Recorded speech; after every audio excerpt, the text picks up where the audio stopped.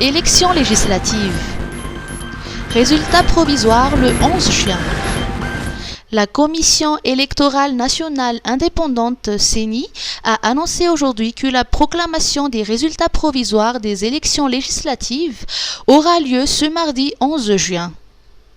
L'équipe de la CENI a commencé aujourd'hui la phase de délibération selon son rapporteur général Souave Andjiamartafki. Raison pour laquelle la commission a interrompu la publication des tendances des résultats tant sur sa page Facebook que dans les médias publics. Toutefois, le traitement des résultats se poursuivra jusqu'à demain 8 juin. Par ailleurs, en ce qui concerne les confrontations des procès-verbaux des bureaux de vote, 500 PV ont été confrontés jusqu'à ce jour.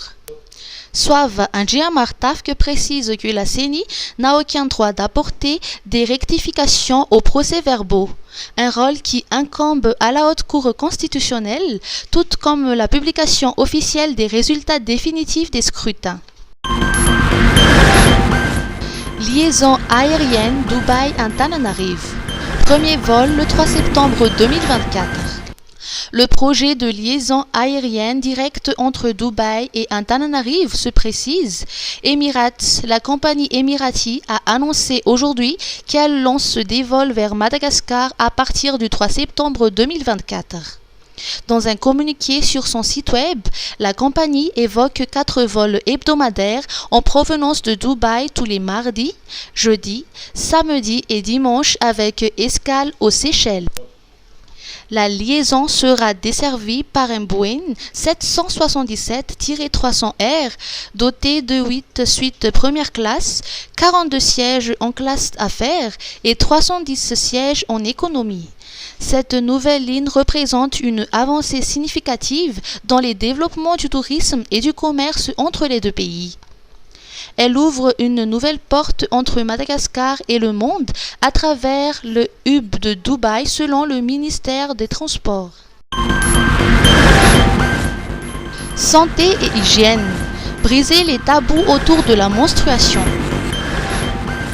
Unir nos forces pour soutenir les femmes dans la gestion des menstruations, tel est le thème national de la Journée mondiale de l'hygiène menstruelle, JMHM.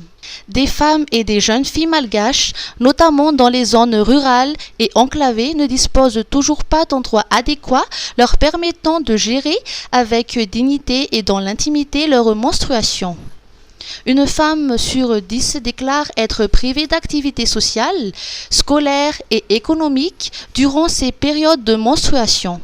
Cette journée consiste à solliciter tous les acteurs concernés par la promotion de la gestion de l'hygiène et santé menstruelle à multiplier davantage leurs efforts pour la prise en compte des besoins spécifiques des filles et des femmes durant leur menstruation.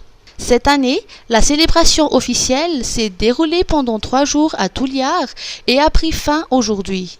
La représentante de l'UNICEF à Madagascar, Christine Jolm, a rappelé dans son discours que cet événement invite à briser les tabous et à sensibiliser à l'importance d'une bonne hygiène menstruelle chez les femmes et en particulier les adolescentes.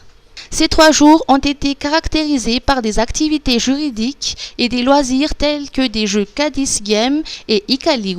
Kadis Game est un outil innovant et ludique d'enseignement de la santé et des droits sexuels et reproductifs destiné aux jeunes de plus de 21 ans. Quant au Ikaliu, il est dédié aux enfants à partir de 9 ans et sert à améliorer leurs connaissances, leur attitude et les pratiques autour de la gestion de l'hygiène menstruelle.